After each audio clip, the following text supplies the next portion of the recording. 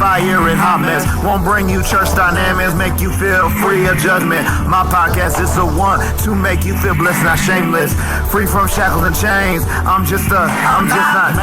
Let's talk about everything. Don't matter what you bring. You gonna leave with something. I promise you'll feel relief. So tune in and check it out. Tune in and check this show out. Avery Michael's new show. It's called what? I'm Not Church. Come on, tune in and check out. I'm Not Church. Come on and have some fun with I'm Not Church. This is that new show. This is that new podcast. Tune into Avery Michael's I'm Not Church. What is up, y'all? We want to welcome you back to I'm Not Church. I'm not church because I'm not. I keep it real. I keep it 100. I'm not going to treat you how them church people about to treat you. So today, I got a special guest. They like family to me. And I had her father on a couple episodes back, Laila King Sr. So I had to bring the daughter on. Because the daughter, she keeps it 100. She keep it real. She even hits me time to time. She keeps it so real. She like, I got to keep you in check. Because other people won't keep you in check. So I got to do it. So ladies and gentlemen, Laila King, welcome to the show. Are you ready? I'm ready. All right, first question. We going in. We got to go in. Ready. What is the biggest problem you see in the world? And what could you do to fix it?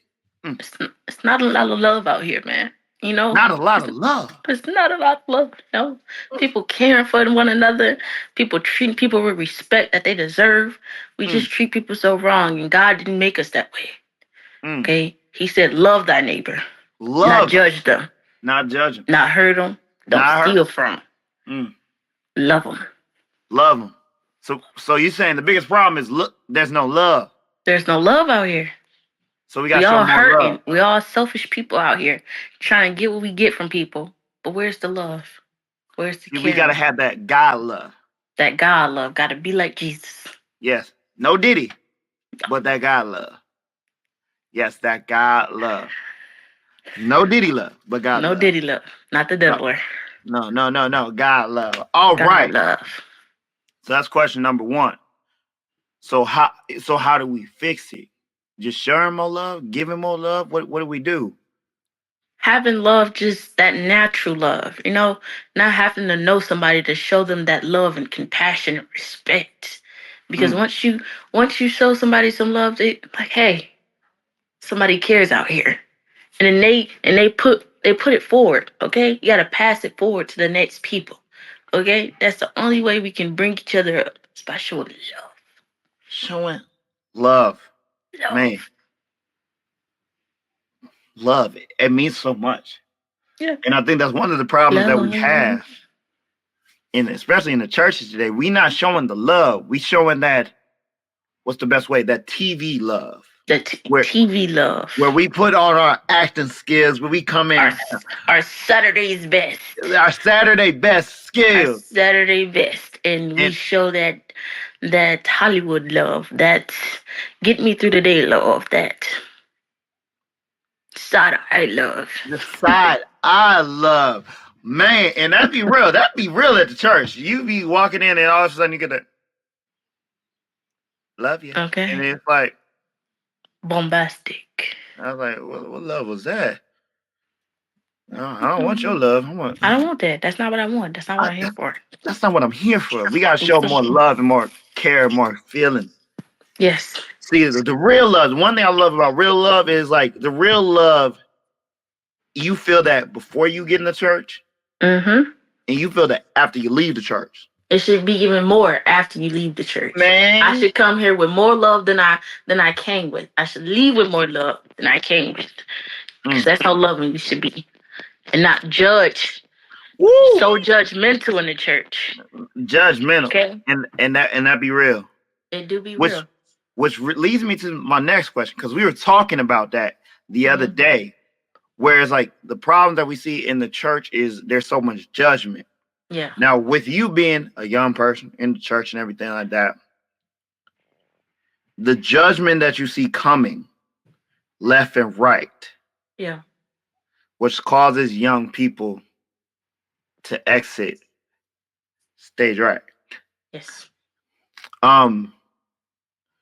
How do you feel about that as a young person? You seeing all the judgment and everything like that, and like, what is your what is something you wish the churches would do, like to fix that problem? As a person who's received, I've been on the receiving end of that judgment. No matter who my father is, whatever role he played in the church, I've then got judged by so many people, aka the elders, the deacons, the pastors, the first ladies.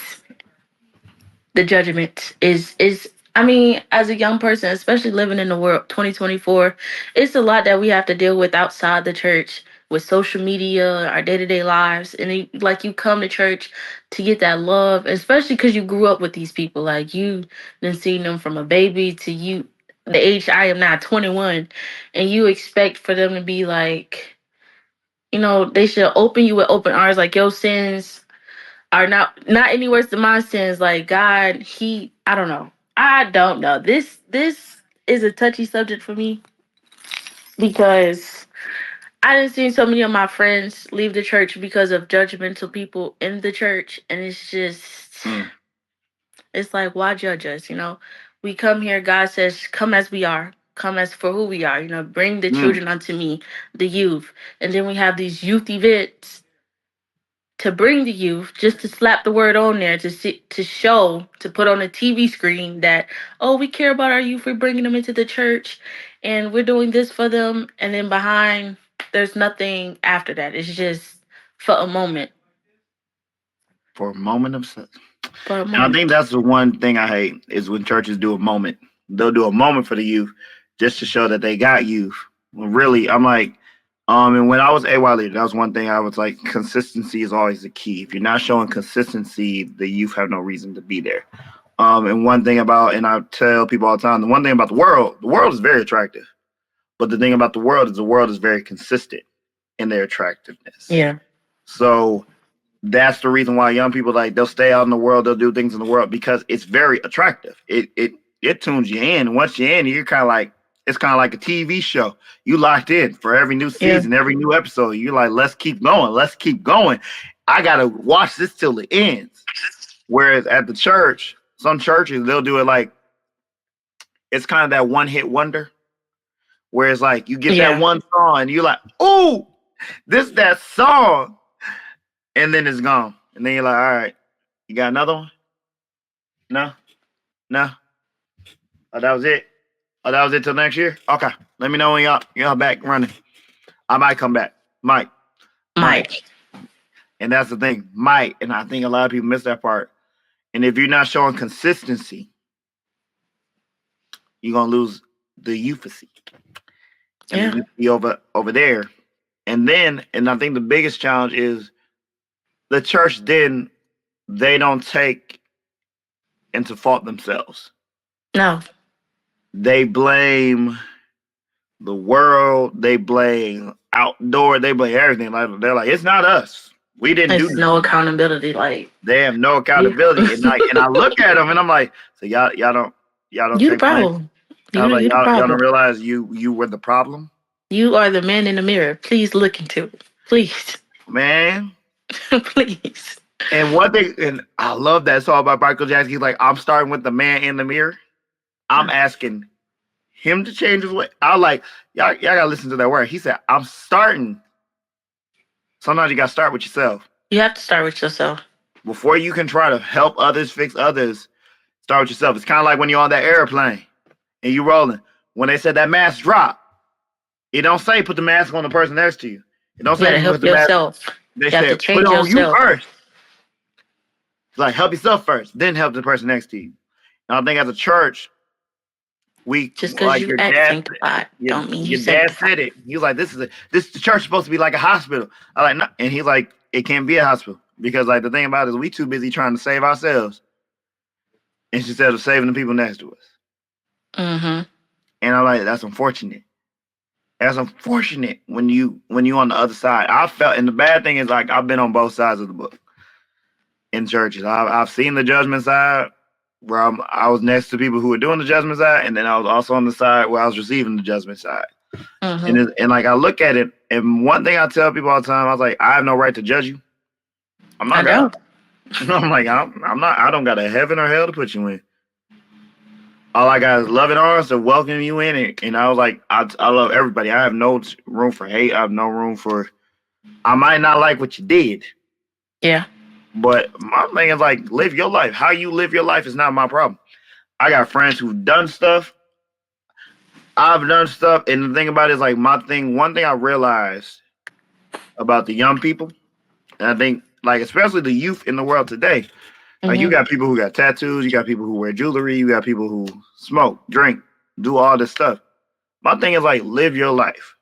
But the thing you also have to look at is like their relationship with God may be good, but you won't know that. And my thing about everybody assumes like, oh, because they're not at church, young people don't have that relationship with God. Yeah, they always look at the outer appearance. How I look like on the outside is not. It doesn't devise who I serve and how my relationship with God. Mm, Just because I have on tattoo, a little earring, some jewelry, that means I'm not a Christian. I'm man, not sanctified. Just man. because you wear your skirt below your knees and your pearls and your church hat and you come to church on Saturday. Mm, That makes you above me, better than me. what? Okay. And here's the funny thing that I've said it once before on not church. So I'm gonna say it right here first time. But here's so people got judgment about jewelry, the outfits people wear, and all that stuff, right? So Mm-hmm. like the judgment be right there, and I'd be like, okay, so let's take it in truth. So you saying that Apple Watch that you rocking is not jewelry? Okay. You saying that fancy tie that you rocking with that nice little clip that be sparkling ain't jewelry? Mm. Those fancy new glasses that you rocking, that may cost like two, three, $400, not Say it. jewelry. Say it. That fancy new hairstyle that you just got done. I'm sorry, I gotta go there. That fancy new wig that you might have just bought. That fancy new fedora hat that you might be styling. That new suit. Okay. I like, we can't judge. And everybody's like, well, no, see, I'm not wearing a tight skirt. But that fancy new dress you wearing, those fancy new heels you rocking, those fancy new shoes. I'm just saying, we can't judge. We don't got the right to judge what a person rock, what a person Mm, wear. When my I journey is not your journey. I'll get there someday. I get to Okay. that point, It'll get there, but we have to start off with the love. Show man. me that you accept me for who I am as God's accept me as I am right now. If you don't, why would I be in a place where I'm trying to get the love and the Holy Spirit, but yet I'm worrying about the next person staring at me and talking about me? Mm. Why? Why? Why My do I thing have is, to deal with that? So I wouldn't even go. your focus should be to the Lord, not to me. Stop looking here. And that's the problem. Y'all worried about the wrong things. You need Y'all to be too busy focused on yourself. looking at me. Should be start like you said, start with the man in the mirror. You should be looking at yourself. Okay. Should be in that word. Should be blessing that church. Be getting that word blessing instead too busy looking to the right. You should be looking towards God. Mm. Okay. Mm-mm-mm. Blessed be. Blessed be. Blessed be. All right. Now, are you ready for the last question, Layla? Are you ready? I'm ready. This Hit last me. question is deep. So, what advice would you, Layla King, you give to a young person who's thinking about joining church with the challenges that are happening in church, with all that stuff going on? Mm-hmm. Or a young person who's trying to be in ministry with all this stuff, like what advice would you give them? Because you still stuck in, you still in this game. Even though you get the backlash, even though you get the criticism, the judgment, you still stayed in it, stayed strong in. So what advice would you give to people who are about to come through and get into this? Sorry about that. But my advice I would give is honestly just do it because no matter what you do in the world today, it's going to be criticism, it's going to be backlash in the church, outside the church. You just have to know like what you doing it for. You doing it for yourself and your relationship with Christ, and you just trying to get to heaven gates. At the end of all this, Mm, your goal is to get to heaven and to be seated with the Father and those who've come before you and gone after you. So Just do it no matter who say something. You know you're doing it for you and your relationship with Christ. Cause that's what I'm doing it for. See, that's a word, right? That's a word right there. She said, "Do it for you. Don't do it for them." And that's great advice. Like coming into this game, especially being in ministry, and I think like a few years back, I had to realize I don't do this stuff. I don't do what I do for them church people. I like if I did it for them, I would have quit a long time ago. Um, but like when you're doing it for God, like when that's the thing, it brings a joy in you. So as those people sitting there, let me talk to you about this, and you're like, let me talk to you about God. Let me talk to you about Jesus. Let me talk to you about this. Let's stop focusing on that. And that's one thing I love about certain people who really truly love God. They don't even worry about the little stuff. They don't come and judge you. They're just happy to see you. You're happy to They're, have you there. Just they're happy to happy be that you there. in the building. Cause they're Okay. like, you the only one here. We ain't got no more. Okay? But you here. Like my presence should be enough no matter what. Exactly. Exactly. And that's what people gotta enjoy and embrace. Well, Layla, how do I say goodbye? I don't want to say goodbye. You don't Oh have my to. goodness. Oh my goodness. So we want to thank you for tuning in. No problem. No problem. This is family. This is a family moment right here. Y'all hold up. But we'll be back with another episode. We're gonna bring it back for season 2 because this is love right here. This is love right here. I don't know how to. Oh my goodness. Oh my goodness. But I got another special guest who will come in next week. It's Okay. my cousin. His name is Thomas Murphy Jr. Look, we got a little time. Oh my goodness. It's okay. But we want to thank y'all for tuning in. Thank you. We hope you share this episode with your family and friends. Tune in next week for another episode of I'm Not Church. I'm not church. We'll see y'all later. I'm not church.